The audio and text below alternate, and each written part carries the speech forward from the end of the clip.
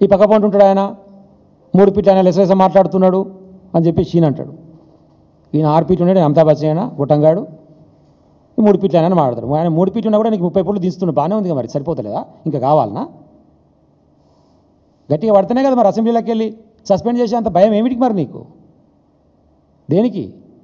ప్రజా ఉద్యమాల్లో పనిచేసి, విప్లవోద్యమాల్లో పనిచేసి, తెలంగాణ ఉద్యమాల్లో పనిచేసి 10 సంవత్సరాలు ఉమ్మడి నల్గొండ జిల్లాను అభివృద్ధి పదంలో ముందుకు తీసుకుపోయి నికార్సైన మగపిని కలిగినటువంటి తెలంగాణ బిడ్డగా తెలంగాణ ఉద్యమంలో ఉన్నటువంటి జగదీష్ రెడ్డిని పట్టుకొని నీ ఇష్టం వచ్చిన మాట అయిపోయింది. ఇక మా నియోజకవర్గాల్లో జరిగినటువంటి అభివృద్ధి విషయంలో కానీ, మా జిల్లాలో జరిగినటువంటి అభివృద్ధి విషయంలో కానీ, కేసీఆర్ గారు తెలంగాణ వ్యాప్తంగా చేసినటువంటి అభివృద్ధి విషయంలో కానీ మాట్లాడదామంటే మొన్న సవాల్ విసిరిండు.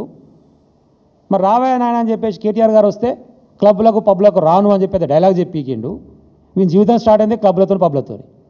అన్ని క్లబ్ల మెంబర్షిప్ ఉన్నది. జూబ్లీస్ క్లబ్కు సంబంధించినటువంటి బతికే కదా, నీ బతికే అడిగేలు స్టార్ట్ అయింది కదా. జూబ్లీస్ సొసైటీలో ఆ ప్లాట్ తీసుకొని మిగతా ప్లాట్ ఉండాల్సిన బ్లాక్మెయిల్ చేసుడుతోనే కదా నీ దందా స్టార్ట్ అయింది. నువ్వు క్లబ్ల గురించి పబ్ల గురించి నేను రాను క్లబ్లకు పబ్లకు అని మాట్లాడతాడు. ఈయన శుద్ధపూసట ఈయన మాట్లాడతాడు.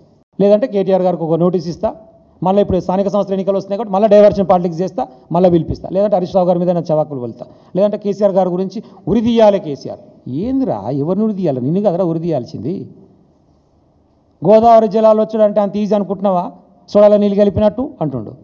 మరి మేము తీసుకొచ్చినాం కదా, 5 సంవత్సరాలు ఇచ్చినాం కదా. మరి అంటే అంత కష్టమైన దాన్ని మేము చేసినా నువ్వు ఒప్పుకుంటున్నట్టే కదా. వాస్తవమే. మరి గోదావరి జలాలు తీసుకొచ్చి చాలా కష్టం. ఓటుకు నోటు కేసుకు సూట్ కేసు మోసినంత కష్టం, చాలా కష్టం ఉంటుంది తీసుకురావాలి.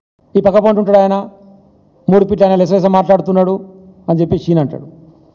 ఈయన 6 ఫీట్లు ఉన్నాడు, అమితాబ్ బచ్చన్ అయినా గుట్టంగాడు 3 ఫీట్లు ఆయన మాట్లాడతాడు. ఆయన 3 ఫీట్లు ఉన్నా కూడా నీకు 30 ఫీట్లు తీస్తున్నాడు, బాగానే ఉంది మరి, సరిపోతలేదా? ఇంకా కావాలనా? గట్టిగా పడితేనే కదా మరి అసెంబ్లీలోకి వెళ్ళి సస్పెండ్ చేసే అంత భయం ఏమిటికి మరి నీకు? దేనికి? ప్రజా ఉద్యమాల్లో పనిచేసి, విప్లవోద్యమాల్లో పనిచేసి, తెలంగాణ ఉద్యమంలో పనిచేసి 10 సంవత్సరాలు ఉమ్మడి నల్గొండ జిల్లాను అభివృద్ధి పదంలో ముందుకు తీసుకుపోయి నికార్సైన మగపిని కలిగినటువంటి తెలంగాణ బిడ్డగా తెలంగాణ ఉద్యమంలో ఉన్నటువంటి జగదీష్ రెడ్డిని పట్టుకొని నీ ఇష్టం వచ్చిన మాట అయిపోయింది. ఇక మా నియోజకవర్గాల్లో జరిగినటువంటి అభివృద్ధి విషయంలో కానీ, మా జిల్లాలో జరిగినటువంటి అభివృద్ధి విషయంలో కానీ, కేసీఆర్ గారు తెలంగాణ వ్యాప్తంగా చేసినటువంటి అభివృద్ధి విషయంలో కానీ మాట్లాడదామంటే మొన్న సవాల్ విసిరిండు. మరి రావయ్య నాయన అని చెప్పేసి కేటీఆర్ గారు వస్తే క్లబ్లకు పబ్లకు రాను అని చెప్పేది డైలాగ్ చెప్పికిండు. వీని జీవితం స్టార్ట్ అయింది క్లబ్లతో పబ్లతో. అన్ని క్లబ్ల మెంబర్షిప్ ఉన్నది. జూబ్లీస్ క్లబ్కు సంబంధించినటువంటి బతికే కదా, నీ బతికే అడిగేలు స్టార్ట్ అయింది కదా. జూబ్లీస్ సొసైటీలో ఆ ప్లాట్ తీసుకొని మిగతా ప్లాట్ ఉండాల్సిన బ్లాక్మెయిల్ చేసుడుతోనే కదా నీ దందా స్టార్ట్ అయింది. నువ్వు క్లబ్ల గురించి పబ్ల గురించి నేను రాను క్లబ్లకు పబ్లకు అని మాట్లాడతాడు. ఈయన శుద్ధపూసట ఈయన మాట్లాడతాడు. లేదంటే కేటీఆర్ గారికి ఒక నోటీస్ ఇస్తా, మళ్ళీ ఇప్పుడు స్థానిక సంస్థల ఎన్నికలు వస్తున్నాయి కాబట్టి మళ్ళీ డైవర్షన్ పాలిటిక్స్ చేస్తా, మళ్ళీ పిలిపిస్తా. లేదంటే హరీష్ రావు గారి మీద నేను చవాకులు వెళ్తా. లేదంటే కేసీఆర్ గారి గురించి ఉరిదీయాలి. కేసీఆర్ ఏందిరా, ఎవరిని ఉరిదీయాలి? నిన్ను కదరా ఉరిదీయాల్సింది. గోదావరి జలాలు వచ్చాడంటే అంత ఈజీ అనుకుంటున్నావా? సోడాలో నీళ్ళు కలిపినట్టు అంటుండు. మరి మేము తీసుకొచ్చినాం కదా, 5 సంవత్సరాలు ఇచ్చినాం కదా. మరి అంటే అంత కష్టమైన దాన్ని మేము చేసినా నువ్వు ఒప్పుకుంటున్నట్టే కదా. వాస్తవమే. మరి గోదావరి జలాలు తీసుకొచ్చి చాలా కష్టం. ఓటుకు నోటు కేసుకు సూట్ కేసు మోసినంత కష్టం, చాలా కష్టం ఉంటుంది తీసుకురావాలి.